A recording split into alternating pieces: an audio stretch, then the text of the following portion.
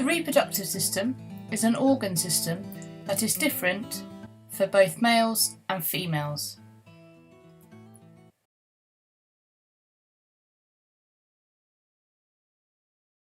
Again, we've got a front and then a side view. The testis, first of all, is something that produces testosterone and sperm. A male has two altogether, and together we call these the testes. Testes. These are 2 cm to 3 cm in width and are encapsulated in the protective white fibrous capsule, also called testicles. One of the 2 egg-shaped glands inside the scrotum that produce sperm and male hormones. Function of testes: the organ that produces sperm cell. Sperm cell. It is the male reproductive cell in the form of sexual reproduction, also called spermatocia, plural spermatocia, male reproductive cell. Ova. Female gametes are called ova or egg cells, and male gametes called sperm. Gametes are an organism called reproductive cell. They are also referred to as sex cell. Check the image showing below. Next, the penis. This is the organ that carries urine and semen out of the body. The penis releases sperm into the vagina during sexual intercourse. Penis. It is a male sex organ. Consists of long shaft that enlarge to form an expanded peep. Is an erectile copulatory organ. Function of penis: to provide means of urination and sexual function. The foreskin is the skin covering the end of the penis, and this is retractable.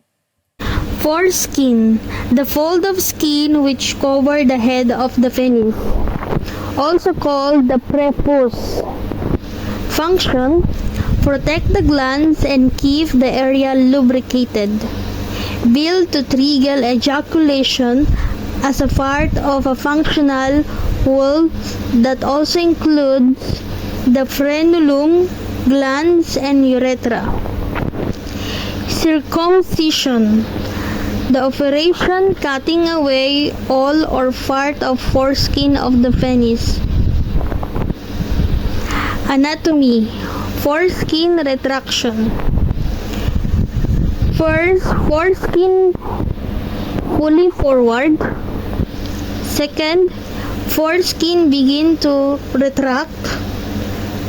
This inner part of foreskin is showing. Foreskin continues to retract. And the last is foreskin fully retracted. This gland penis is showing and this foreskin is moving backward. Glans penis, a mushroom-shaped structure, serve as head of the penis. Function: passage for urine and seminal fluid. Check image below showing gland penis. The scrotum is the bag of skin holding the testes. Pubic symphysis, the joint between bones at the front of the pelvis. It is cartilaginous joint which consists of the fibrocartilaginous interpubic disc. Function: it resists tensile, shearing, compressive force and is capable of a small amount of movement.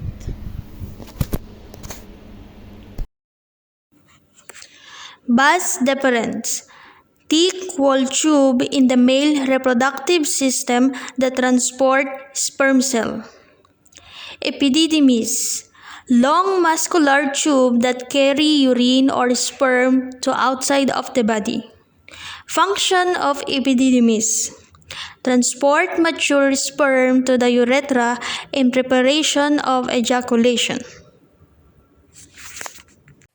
Connecting the testis with the penis, either side there is a sperm duct. These are tubes that carry the sperm. There are also several glands as part of the reproductive system. These produce fluid and nutrients for the sperm.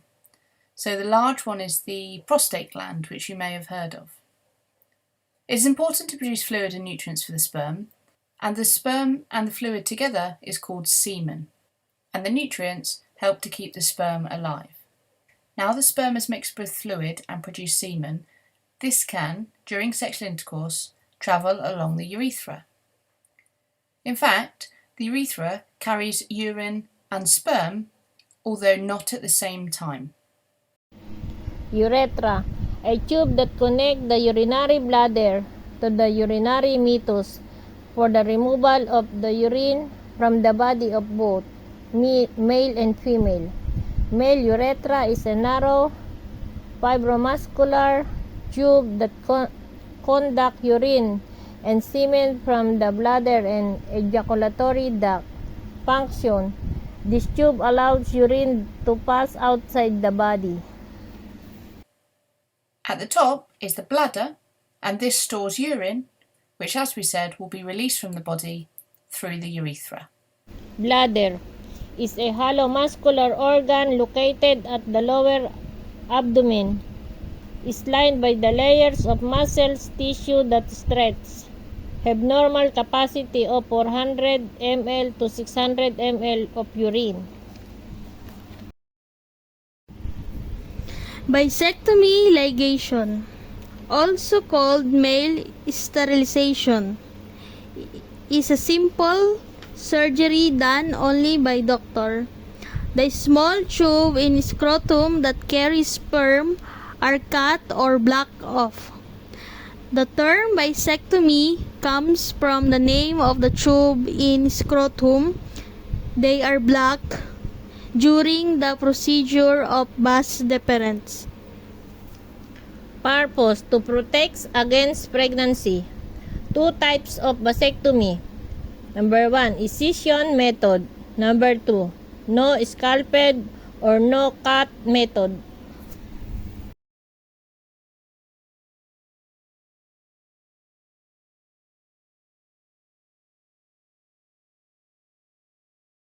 Start off by looking at the female reproductive system, and we've got a diagram showing the front view and the side view of the system. The female reproductive system has 2 ovaries. These contain the egg cells, and 1 egg cell is released each month out of either of the ovaries. The eggs will then travel along the oviducts or the fallopian tubes. These are the tubes that connect the ovaries to the uterus. Half of the diagram is open to show the uterus. The uterus, or the womb, is where the baby develops. At the end of the uterus is the cervix. It is the ring of muscle at the entrance to the uterus.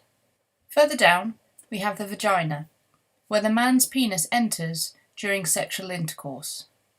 Close by to the reproductive system, we have part of the urinary system.